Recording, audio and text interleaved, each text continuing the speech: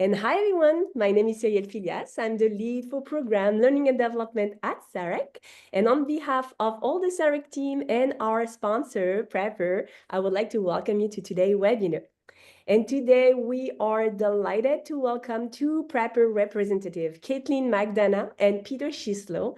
They will share their experience integrating the Skill for Success framework into their program, along with insight and recommendation for enhancing program and supporting learner. But before we begin, I want to take a moment to acknowledge and honor the original people of the land I am on today. I'm joining you from Toronto, which for dozens of years has been the traditional territory of the Huron-Wendat, the Petun, the Haudenosaunee, the Anishinaabe, and the Mississauga Anishinaabe of New Credits. I acknowledge that the Indigenous peoples are the original stewards and caretakers of these lands and water. And as part of our commitment to meaningful land acknowledgement, we see this moment as opportunity to share resources that support learning and reconciliation. So today, I would like to highlight a CareerWise article that compiles 7 resources exploring Indigenous worldviews and career development. So we'll post the link in the chat shortly. And as always, I always invite anyone else with us today to share a resource if they would like to do the same.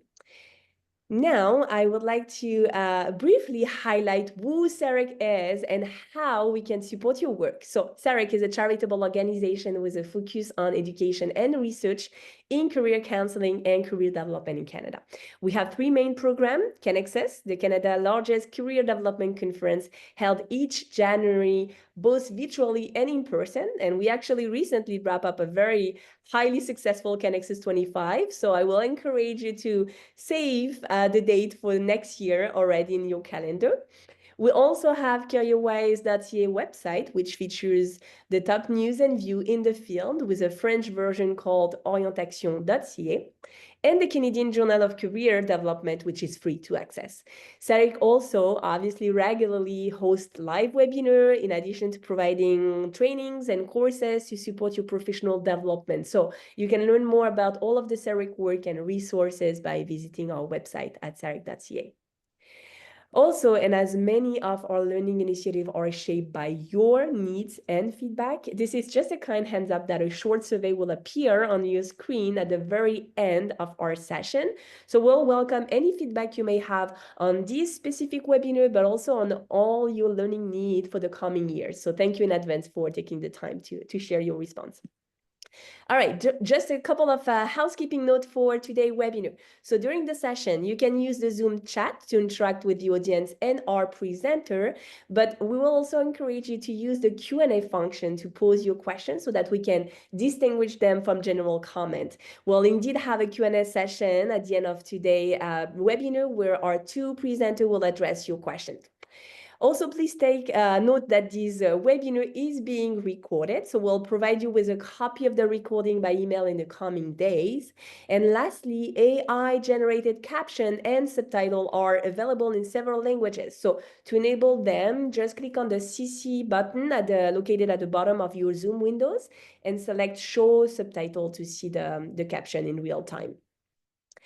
Now, I would like to thank Prepr for generously sponsoring this session and making it accessible at no cost to all of you. So while Kathleen and Peter will provide a more in-depth overview of their organization, in a few words, Prepr is a global learning platform focused on upskilling and reskilling individuals as creative professionals. We are excited to have them with us today to share their experience and expertise in integrating the Skill for Success framework into their program. So I'm thrilled to introduce you to our 2 presenters today. Our first presenter is Caitlin McDonough. Caitlin is the Chief Learner Officer at Prepr, and she's an expert in designing and delivering virtual and blended learning experience through a learn-by-doing approach. With over 12 years of experience, she has worked with small and medium-sized enterprises on growth and digital transformation.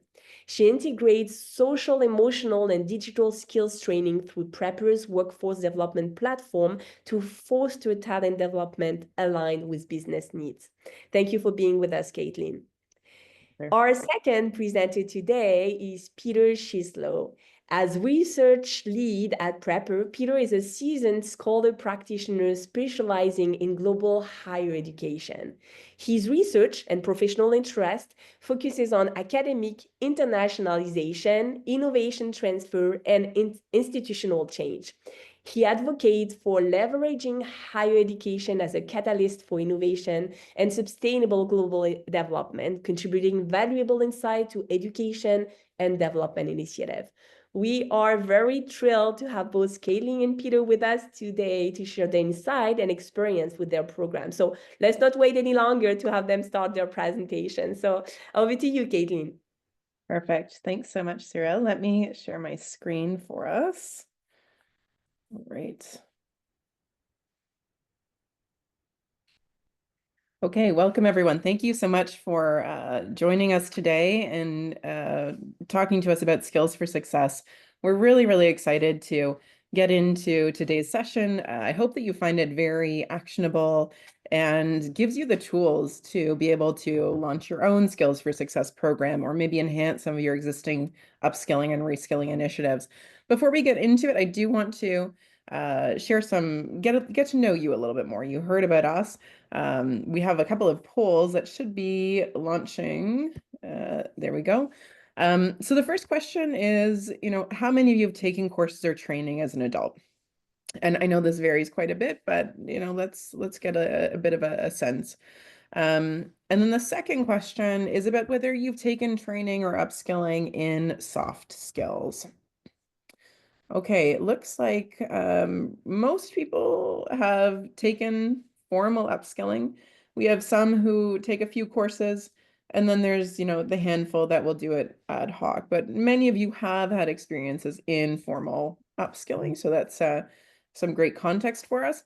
And more than 74% of you have also taken soft skills training. So I hope that you find this really interesting, and I invite you to think about and integrate your experiences into, how did that align or differ from some of what we're going to be sharing in the way that we structured our Skills for Success program. We know that today, a lot of these professional skills are really critical to success in a wide range of job roles. So with that, let's dive in. So before I actually share anything, I want you to now reflect on those courses, on those experiences. What were the most powerful learning experiences? I'm going to give you 20 seconds to just think back.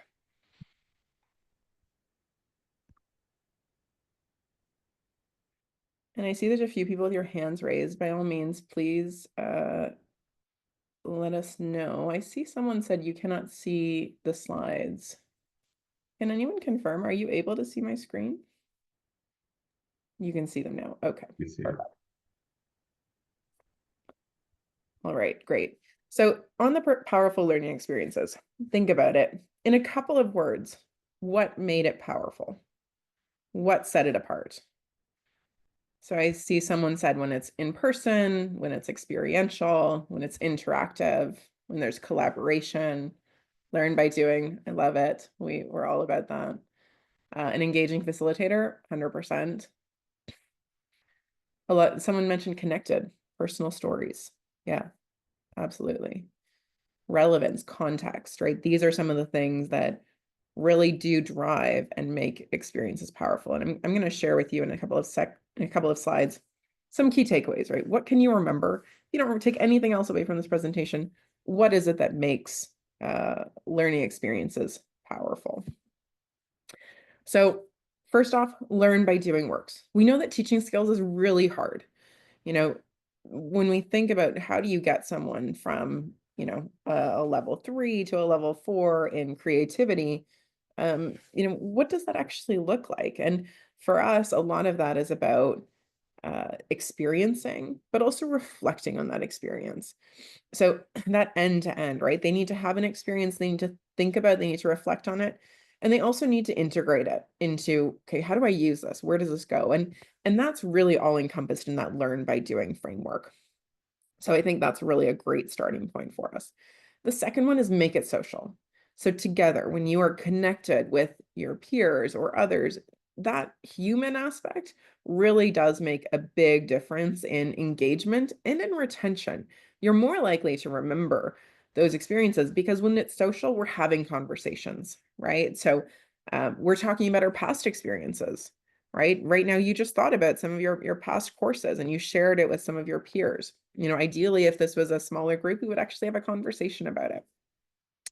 And then the social piece also creates accountability, right? You're much more likely to continue to show up and engage in a program when you know that there's other people relying on you. And we're going to talk about the team aspect shortly and how that's being built into this framework and how you can use that in your training as well. The third thing is personalize the experience. Everyone comes into the training with different experiences and beliefs and job roles, right? So each individual being a wholly unique individual doesn't necessarily need the same experience as their peers. And part of what we do is think about what's core? What does everyone need, right? What are we going to do that's across the board? And then what can we do to personalize it for each individuals? And I'm going to share how we did that and how you can think about doing that in your programming as well. And the last piece is using technology to create a connected experience. So we do that through our workforce development platform and through a suite of other tools that we've been building and experimenting with over the last 5 years or so. We used to do a lot of programming in person. Now it's almost entirely virtual. And we've built an experience that we feel really does enable us to still offer that really great connected learning experience. And it also makes it more accessible. So it allows us to deliver training to rural and remote regions that otherwise would have challenges accessing some of courses or training offerings like we have. So we're going to come back to this throughout the presentation, but 4 things for you to remember. So what are we going to cover today? So I'm going to share a little bit about Prepr. We're going to talk about what is skills for success. We're going to talk about the history of it and how we've contextualized it for our use case. We're going to talk about the learning experience. So those 4 things that we just talked about, what does that look like for us in the way that we have built out our skills for success program and how you can think about it for your own programming. We're going to talk about the pilot that we ran using this training approach and some of the feedback that we got through it. And then we're going to talk about how do you implement your own skills for success program and what might that look like. Feel free to drop questions in the Q&A as we go or in the chat. Depending, I'll probably take most of them at the end, but feel free to write them down and share them as we go, and we will start reading them. So with that, a little bit about Prepr. Cyril already shared, but we are all about making education accessible and helping people become lifelong learners. I know in some of the pre-questions that were shared by attendees, someone was asking about, career development and how do you help someone get noticed when they don't necessarily have that career experience. And that's something that we recognize as a real problem too. So through our workforce development platform, we have people create a portfolio of work, of projects. So even if you don't have that work experience, you can actually show potential employers some of your work product from your training. And that really is a game changer, right? Because now I don't need to just believe you in the interview. I can actually see some of what you were able to produce. And I'm much more likely to give that individual a chance. In terms of our core programming, so across everything that we do, there's really 3 pillars to it. So one, it's collaborative. That social piece has been core to what we do and how we structure our programs because we really do find it creates that stickiness. The second is that it's challenge based. So in our training, you won't find that there's quizzes or tests or anything like that. We give them hands-on challenges. And so that's where that applicability, that practicality, right? So many of you brought up this, experiential, applied, it's contextual. Everything that we do has that challenge-based lens to it. And then the last piece is real world. So, it's not necessarily that they're doing work for a real business in all cases, but they are doing work that is aligned to the needs of industry, aligned to the needs of employers, so that when they have that portfolio that now they want to come back and showcase, the employer can see how it would actually apply, right? We're not talking theoretically about, how you would develop a communication brief. Now you can actually see an example of it. And I would encourage you to think about these in your own training programs as well. So now we get into the fun part. So what is skills for success? So we have another poll. I just want to get a feel for how many of you are already familiar with the skills for success framework.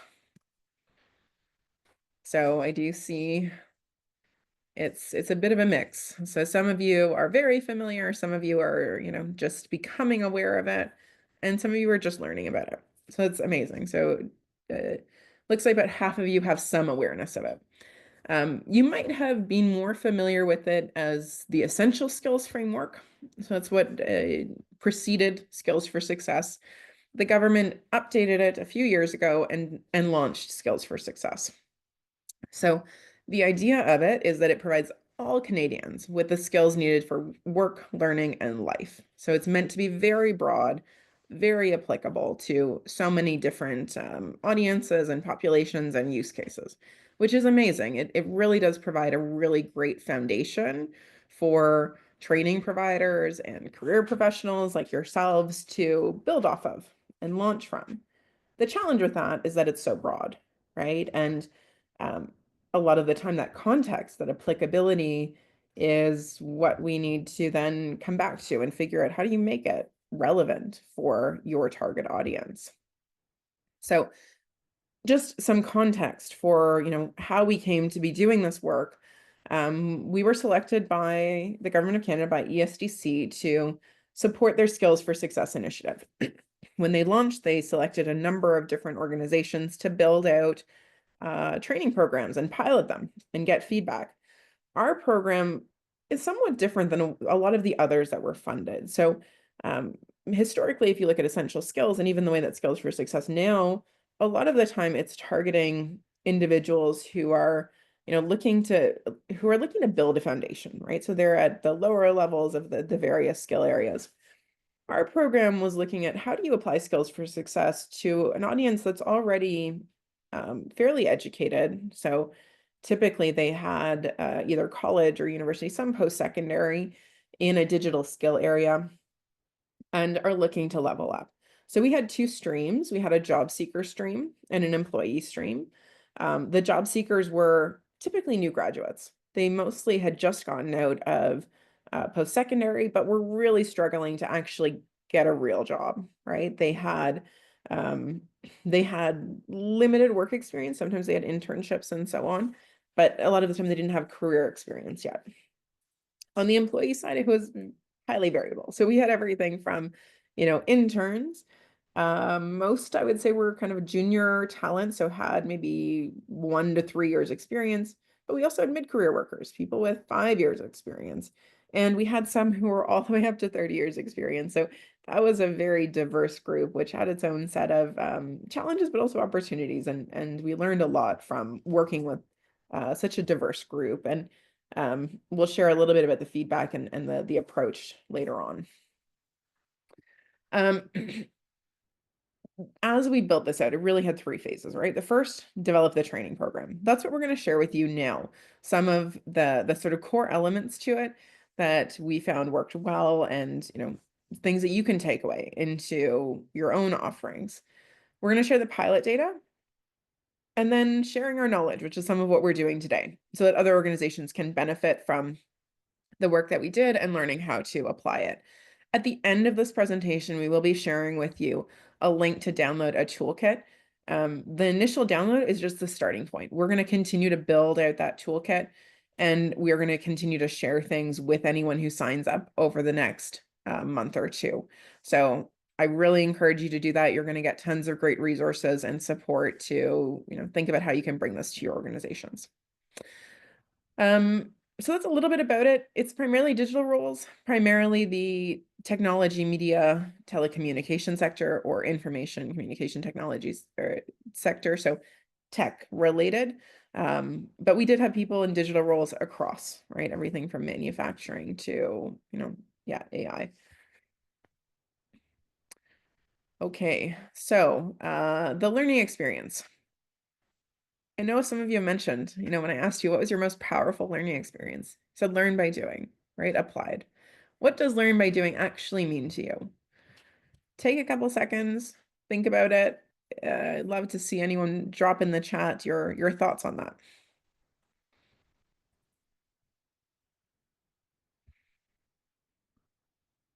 And I do still see some folks with hands up. If you do have any hands up, please do drop your questions or thoughts in the chat for us.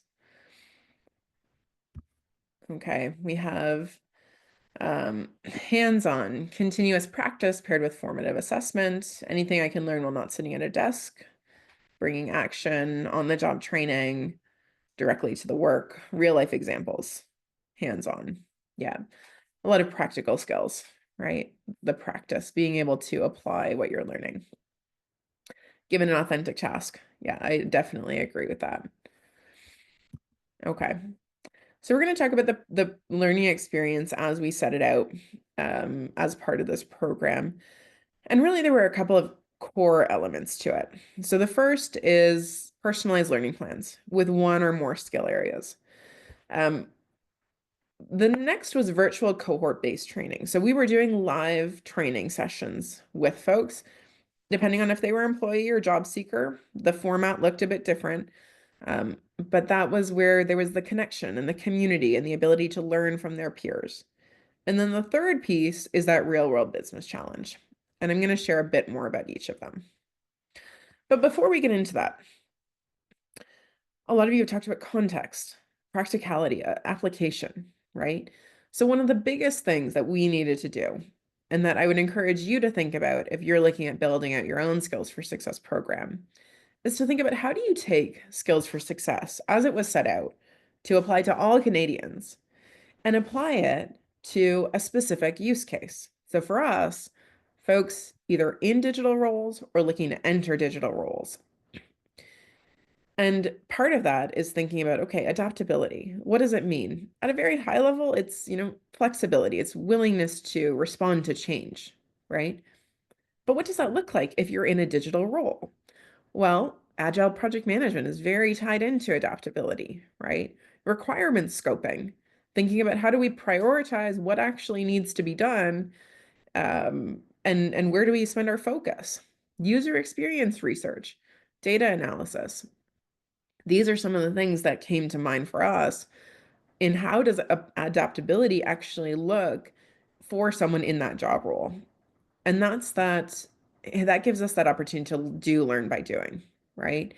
And part of the way that this was structured was, I'm going to share a little bit later on about the real world business challenge, but we had them create something from scratch, and they were creating some sort of solution, a product, a service, something. And they had to actually prioritize. They can't do everything. No one can do everything when you're trying to build, whether it's a training program or a new product. And so we challenged them from an adaptability perspective to build out, how do you create a prioritized list? What happens if, if you get this new information, how do you change it? What do you do differently? Maybe you went and you had a conversation with someone about, their needs and what they actually care about. Now you need to come back and refine what it is that you intended to do. And so we're giving them the opportunity to apply that adaptability in a very real manner. And so they're seeing it in action.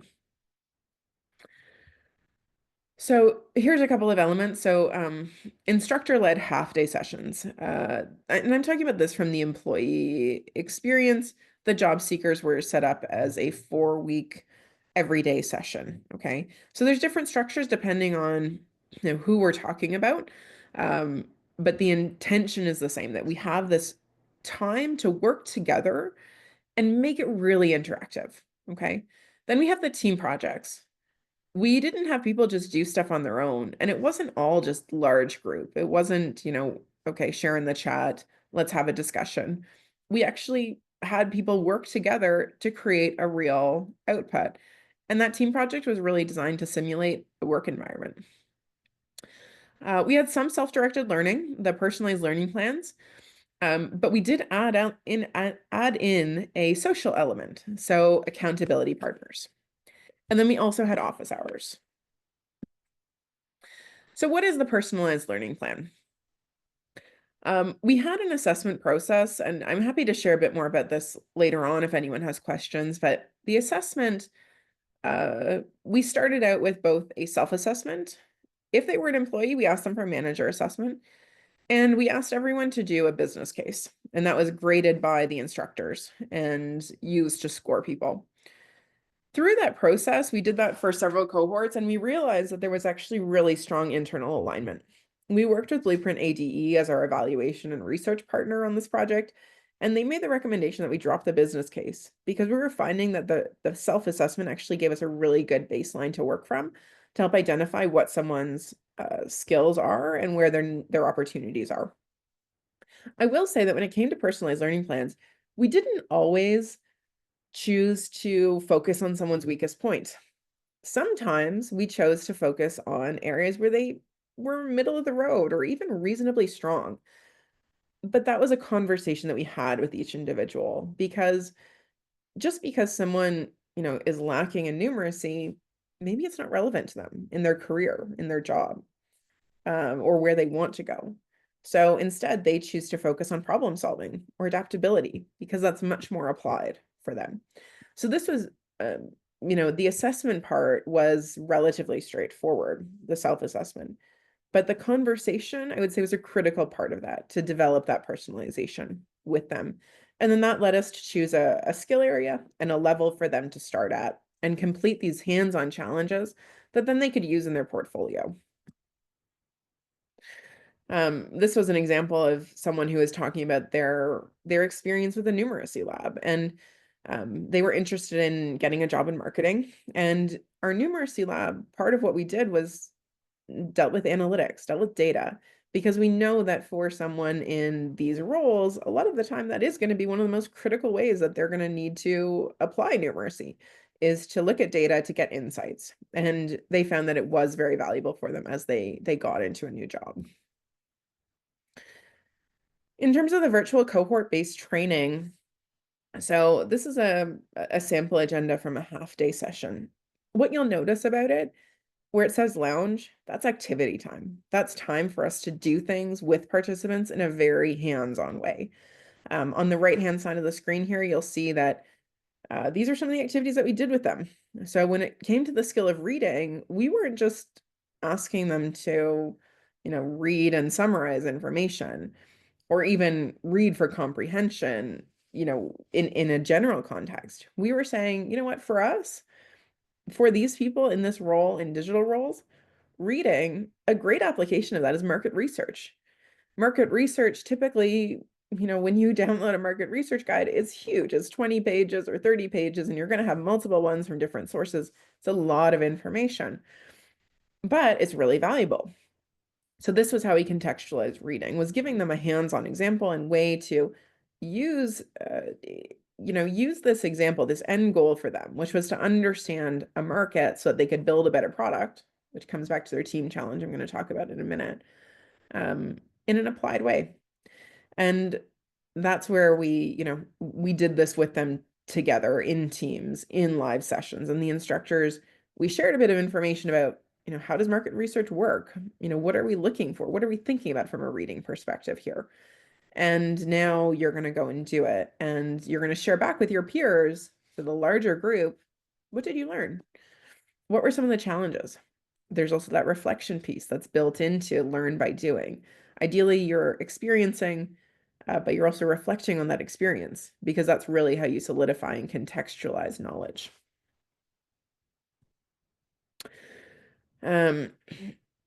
Someone mentioned earlier in terms of the what makes powerful learning experience and real world stories, anecdotes.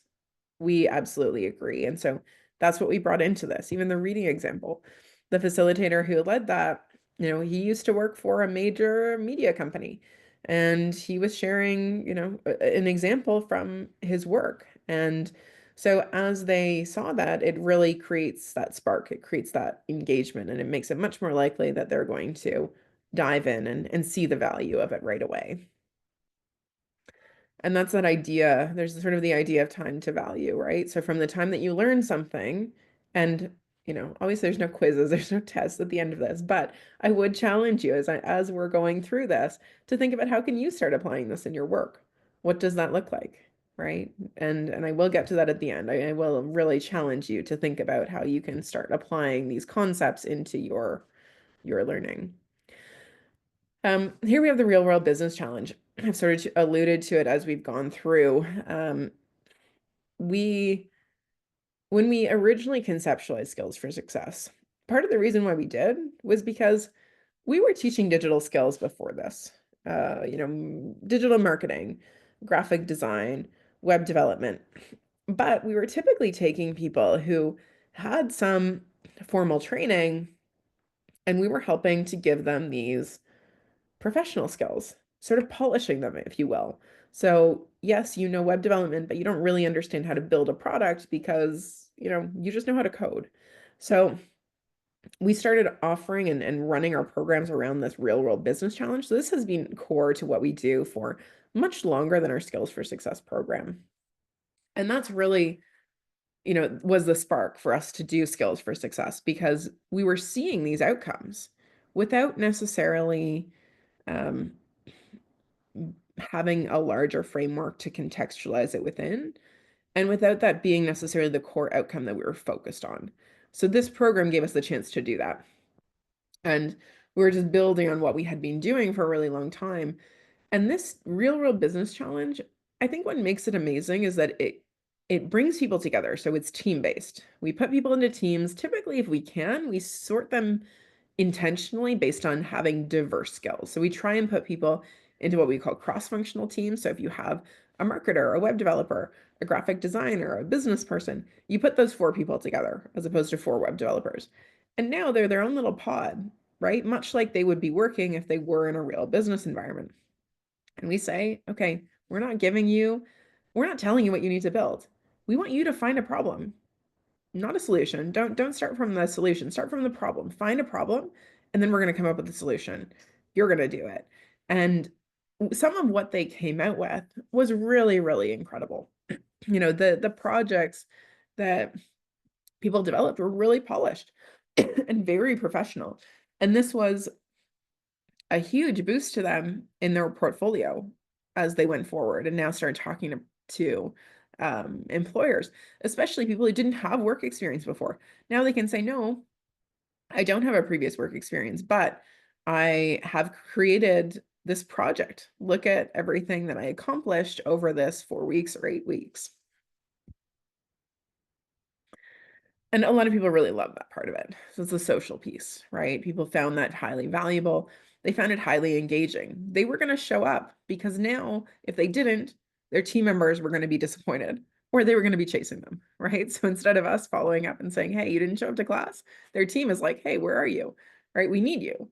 And that just creates that stickiness as well. So just before I pass it over to Peter, part of what we use as a key element to our programming is our workforce development platform. I mentioned earlier about how all of our training now is delivered virtually, and part of how we're able to do that is through our platform. The way that it's structured is we have labs, and within each lab is a set of challenges. A lab you can think of as being a topic. So for Skills for Success, we have a communication lab, a collaboration lab, a problem solving lab. So each of the 9 skill areas of Skills for Success, each has its own lab, and it actually has multiple labs. So we'll have an intermediate communication lab and an advanced communication lab. And each of those within it has a series of challenges. And these challenges are real world, use cases where the person can apply what they've been learning to now improve their collaboration, right? Or their communication or their problem solving. And they're getting that chance to apply and then also reflect on that experience. So you have a lab, which is your container. You have the challenge, which is the thing that you need to do. The project is your answer to the challenge. And the great thing about projects is now this is something that you can put on your resume. This is something that you can put on your LinkedIn profile. And you're going to get micro credentials in response to completing challenges or completing labs. And that then becomes something that you can share with someone and they can see your work. And that's really, really powerful for folks who are looking to get into the job market. And then we have resources that support that, right? So that experience, if we're asking them to do something that hasn't necessarily been taught in a live session, we can offer resources to help them understand what it is that needs to be accomplished. Okay, with that, I will pass it over to Peter for sharing about the pilot. So thanks very much, Caitlin, for that great introduction. So I'm going to talk a bit about the pilot and some of the data that we found from the project. So next slide, please. So we created an evaluation framework using a mixed method approach. We combined pre and post program skills assessments, participant surveys, and employer interviews and focus groups. So we used a number of different data sources. We also employed a sense-making analysis to compare employee and job seekers' experiences, which highlight both the commonalities and differences by program stream. So we're very careful to make sure that we had those groups accounted for as well. So the project evaluation team aimed to answer the following research questions. First of all, how do participants perceive the experience, quality, and usefulness of this pilot project? And how do the perceptions vary between the different groups, i.e. the job seekers and employers? Secondly, to what extent is the program implemented as intended? And to what extent does the program design enable effective delivery? And likewise, how can the program better meet the needs of employers, job seekers, and employers across those three different needs? Next slide, please. So the pilot reach. The pilot program aimed to reach approximately 240 learners, including 120 job seekers and 120 employees, along with 30 employers, with a focus on women, racialized persons, and newcomers to Canada. However, we actually exceeded those targets, and we enrolled 121 employers, out of which 103 graduates across 5 cohorts, as well as 123 job seekers, 98 graduates therein across 4 cohorts, as well as 44 employees. So a considerable jump over the 30 original which were planned. Most of the participants joined the program to gain new skills for job advancement. So 88% of employers and 95% of job seekers sought to enhance their skills and competitiveness in the labor market, whereas the job seekers aim to improve their job prospects, as well as employees hope to strengthen their current roles. And finally, the employers referred staff to improve skills relevant to their existing work on the job site. Next slide, please. So here are some of the key takeaways which we found from the pilot project. We trained 5 cohorts of employees and 4 cohorts of job seekers. The pilot engaged its target population and succeeded in fostering skills improvements among the participants, and they provided valuable feedback for continuous improvement throughout this collaborative initiative. And throughout the project, we identified the following key takeaways. First, the pilot successfully engaged in targeting the population of visible minorities, women, and newcomers to Canada.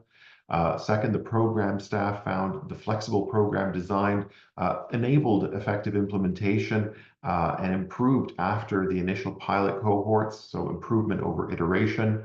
Third, the pilot project achieved its intended short-term outcomes, with participants reporting increased confidence and higher skills for success scores overall.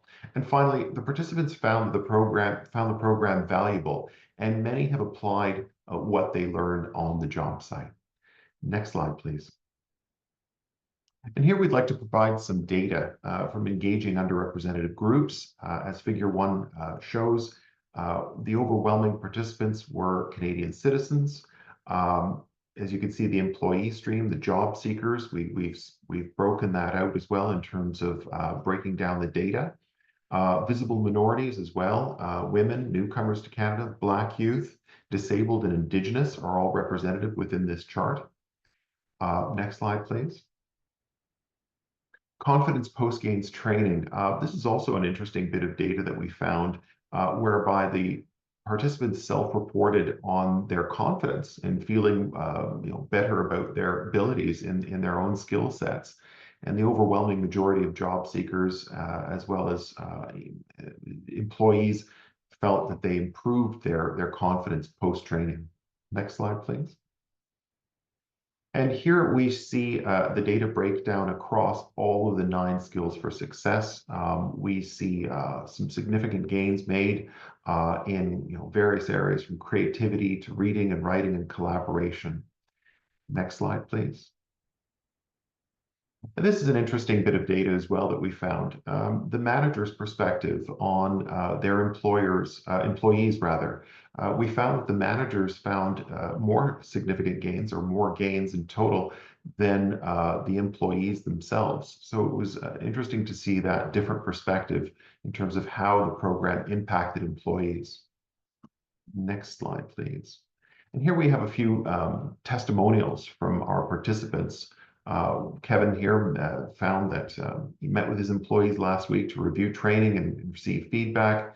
He had a good experience and had some important takeaways which are going to help him in his future role.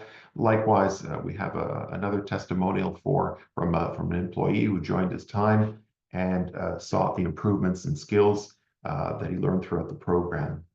Next slide, please. We also noted a significant gain of 89% in transferable skills. And we see through these charts that employees and job seekers made significant gains post-program in terms of self-reporting. Next slide, please. We also have a testimonial from a participant who felt that most of the content was relevant to the workplace, as well as the application of those skills that were required in their day-to-day work. Next slide, please. Likewise, we have another testimonial that underscores this real-world experience in providing new perspectives on employability and using those skill sets on the job site. Next slide, please. Using technology to enhance experience was also an important criteria of this project. As you know, the Prepr platform provided participants with confidence in articulating and applying their skills in their daily lives. Their employers also noticed an increase of confidence among their employees. Participants as well self-reported improvements in all of the 9 skills for success. And it was interesting to note that the highest gain was in creativity and innovation scores. Next slide, please. Caitlin, back to you. Sorry, you're on mute. Perfect. Thanks, Peter. Okay, let's talk a little bit about launching a Skills for Success training program. If you do have any questions, I do really encourage you to use the Q&A feature or the chat, and we will take those momentarily. So we think about launching a program. What are some of the things that you should consider? First, the planning of that program. So starting with objectives and goals, what are the learning objectives that you are looking to achieve? Who is your target audience, right? Recognizing that there are diverse levels of, skills for people coming in, different backgrounds. Depending on who that audience is, you're going to want to tailor your training and approach to meet them where they are and help challenge them to level up. Ideally, doing some sort of learning needs assessment as a baseline. And then you also want to think about your communication plan. And I would really share that this is actually one of the learnings that we had coming out of it. This program, when it started, was in April 2023-ish, maybe March 2023. And we had a year to do everything. It ended up being extended, but initially we had a year to do everything. And it meant that our initial cohorts, maybe the communication around, what the expectations were wasn't as nicely tied up as it could have been. And that creates challenges. So I would say don't overlook that. I think it's one of the things when we're building programs, a lot of people will, focus really on the training content, but not necessarily on that orientation material. That's a really critical part of the overall experience, because you need to set expectations right from the beginning for what is it that people can expect as they go forward. Next, we have designing and delivering training. So thinking about the content, what are the topics? What are the materials? What are the resources? And this is where we bring in things like, the stories, right? What real world examples can we bring in? We're fortunate that at Prepr we have, great instructors that typically have a lot of industry real world experience. And that makes it easy for them to add in their own examples and anecdotes and so on. And so there is that level of, giving facilitators flexibility to build on. But I would say that that at the core, you want to build some of that in as well, right? So that that content is really contextualized for that target audience that you identified. That's going to make your program much, much stronger. Think about the delivery method. Is it going to be in person? Is it going to be entirely virtual or blended? And how do you pace it and manage it? I will say that one of the challenges, not necessarily on the job seeker side, but on the employee side, was getting people to commit to a half day every week. We did, but I'm not going to say that it was necessarily easy for them. And so we've now looked at that and said, maybe we can do it differently. Maybe we can break it up into, two-hour sessions per week, or spread it over a longer period of time. Or change some of what, we ask them to do live versus what we ask them to do on their own in advance. So being really cognizant of the reality of that individual. Right now, a lot of you are working with folks who are, looking to get a job. And for us, that meant let's do it shorter, more intensive for them. And that pacing worked. But again, you need to meet people where they are, right? The trainers and instructors, having people with experience and expertise in the area does make, I think, can really help make it more valuable. So obviously you want instructors who have that experience in the skill areas, but also, do they have some of that experience in the same industry as the folks that you're training? That does add a lot of credibility. And those examples, again, you can't really replicate that with someone who doesn't necessarily know anything about, digital roles, as an example. Logistics and resourcing. So thinking about what tools you want to use. So technology and platforms. We have a suite that we've selected and have been using now for a few years, including our workforce development platform that we have built in-house. But those things are, need to be planned to be as interactive and engaging as possible, right? So obviously today's a webinar, so unfortunately we can't have a conversation with all of you, but typically training is going to be smaller groups, and choosing a platform that enables that and allows us to do, you saw earlier in my example, that lounge, right? That really does give us that flexibility in terms of how we engage with people. And the last piece is budget planning. Implementation and evaluation, thinking about follow-up support, diverse learning needs. What are the obstacles? What are going to be the hurdles that people are going to have to jump through? What are the barriers, and can you offer some sort of wraparound supports, right? I know earlier some people mentioned they prefer in-person training, and depending on the population, that can work really well. But for others, virtual has significant benefits. It makes it more accessible to them. Now they don't need to worry about, childcare. They don't necessarily need to worry about transportation. And then what is your timeline? And at the end of it, how are you going to measure success, right? What is it that is going to be used in terms of participant feedback, learning outcomes, impact? What is that going to look like for you? So I mentioned this as we were going through closings and commitments. I do have a couple more slides after this, including a toolkit and some things that, I'd really encourage you to do to get more resources from us and insights and all of that fun stuff. But hopefully you learned something today. So what is one thing you learned? Think about it. If you want to share in the chat, you're welcome to. If not, just think about it. And how are you going to start incorporating this into your work? And I mentioned earlier that idea of time to value, right? You learn something, the sooner that you can start applying it, the more likely that you are to integrate it into the way that you do things. So give it some thought. What did you take away today that you can start to implement right away? Now, how can we help you with upskilling? So, I'm not going to belabor this. I think most of you already know, right? There's a lot of value in investing in workforce training. It has benefits across the board. And for a lot of the job seekers you're working with, it is what is necessary to help them get to that next level. You heard a bit about how we support learners, really that active participation, the teamwork, the ability to help build their problem solving through hands-on activities, give them those valuable skills that do make a difference at the end of the day. So how can we support you going forward? I did see in the chat there was a question about what do we, how can you continue to access? So We do have virtual half-day SFS training workshops. And that is, there will be a link that we're going to be sharing. I can share that right after this. In order for you to get our toolkit. If you sign up for our toolkit, so when you go to the page, you scroll to the very bottom, download the toolkit. We will be continuing to send you more resources about this, so you can learn more about how you can actually implement this in your own organizations. And if you want, we can have a conversation about how we can support you in your organizations. We do work a lot with a lot of other NGOs to support their programming. So happy to have that conversation as well. So what are some of the takeaways? So learn by doing works. We know this. Make it social, personalize the experience, and use technology to create a connected experience.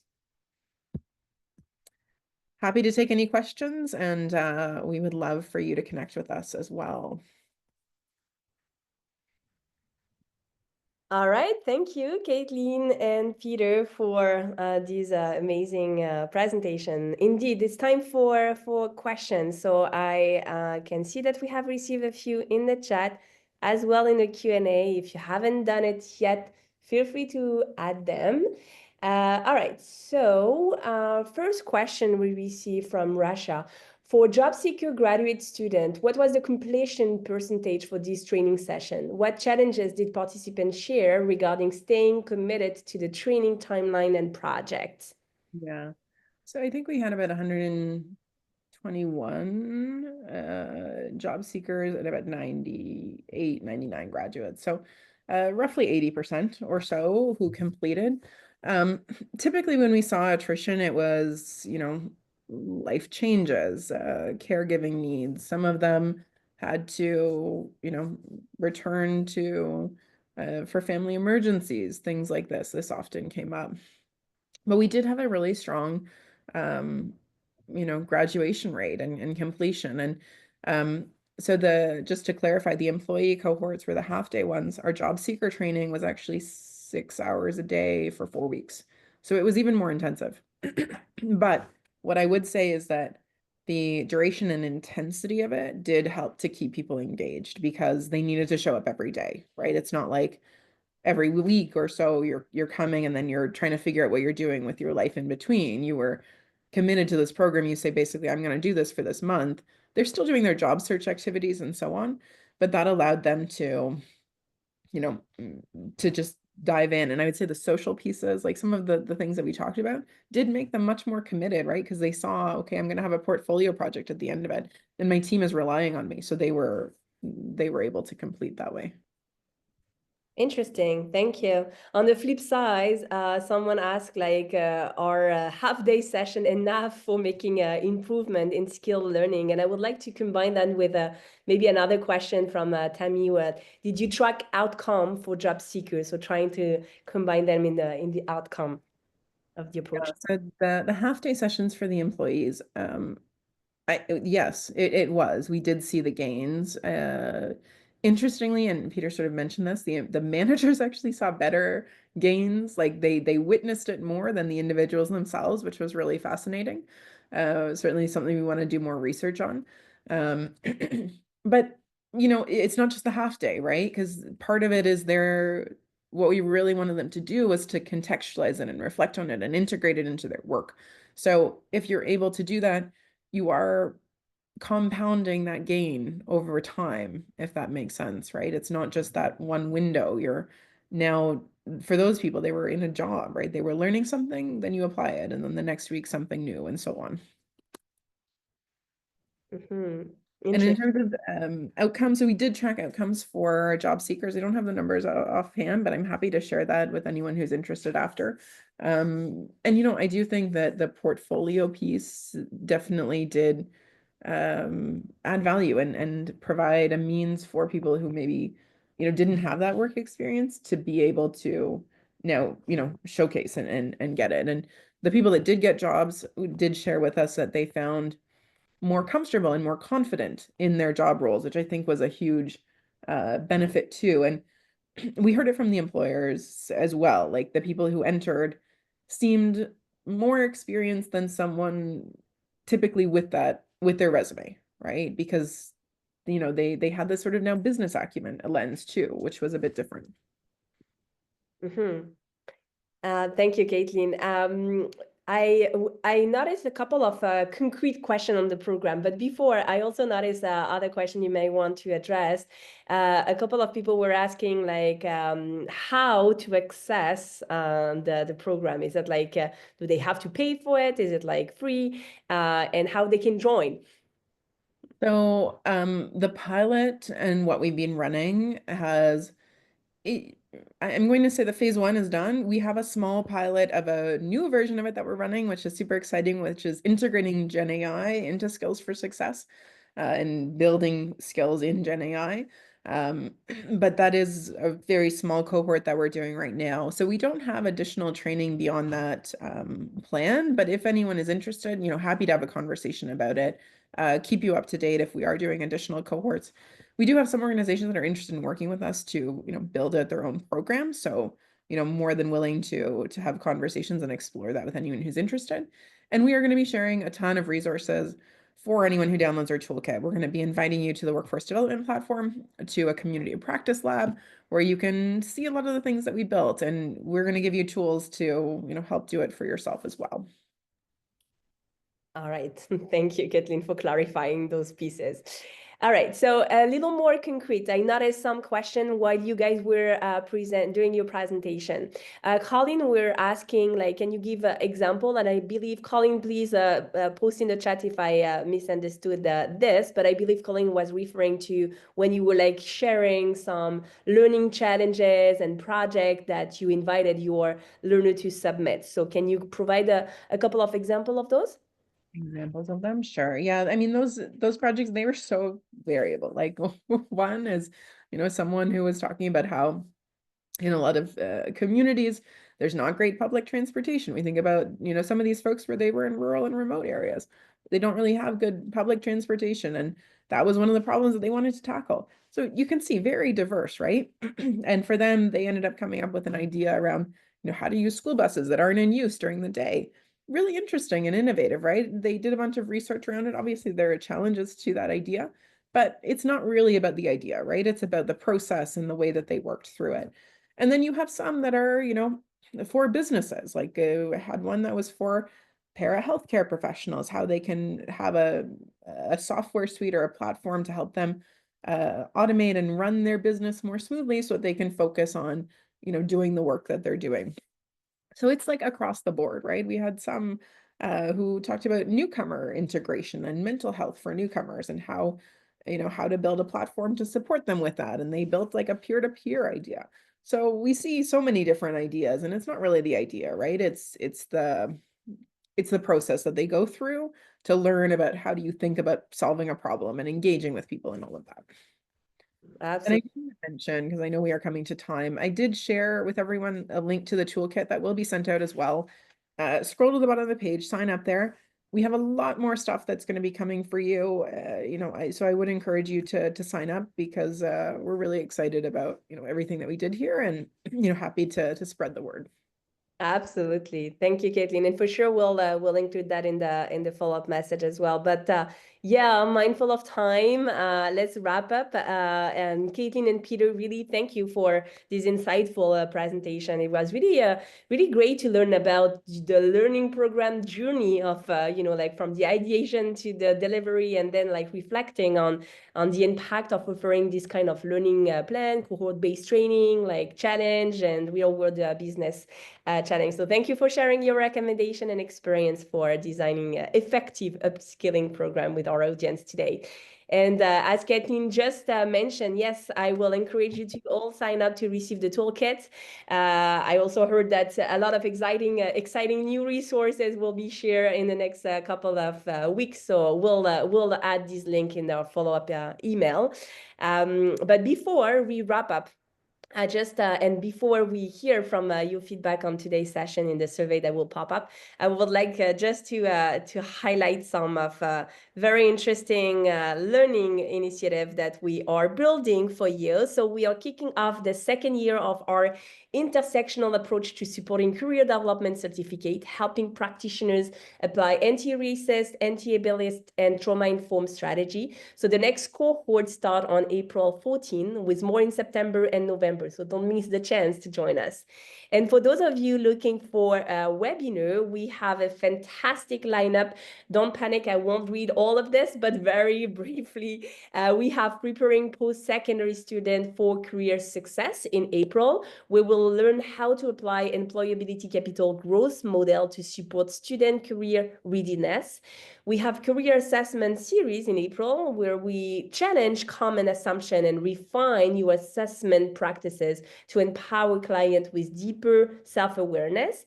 We'll have working with grief, shame, and regret in career transition in May, where we'll explore how job loss, career changes, and personal transition can be seen as a grief and can impact the transition.